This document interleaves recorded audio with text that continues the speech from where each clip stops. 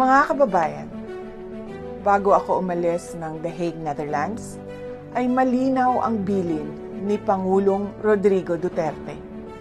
Kailangan nating magkaisa.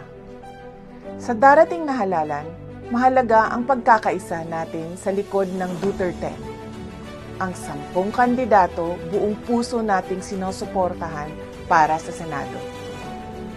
Ito ang mga taong may tapang, malasakit, at tunay na kakampi ng sambayanang Pilipino.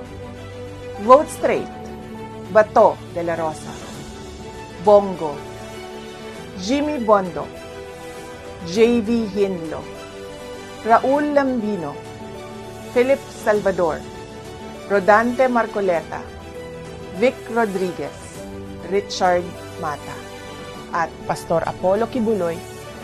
Block voting ang susi. Iisa ang boto. Iisa ang direksyon. Iisa ang layunin. Ipagpatuloy ang sinimulan ni Pangulong Duterte. Mga kababayan, huwag tayong magpahuli. Ipaglaban natin ang kinabukasan. Pumili, bumoto at manindigan para sa Duterte. Syukran.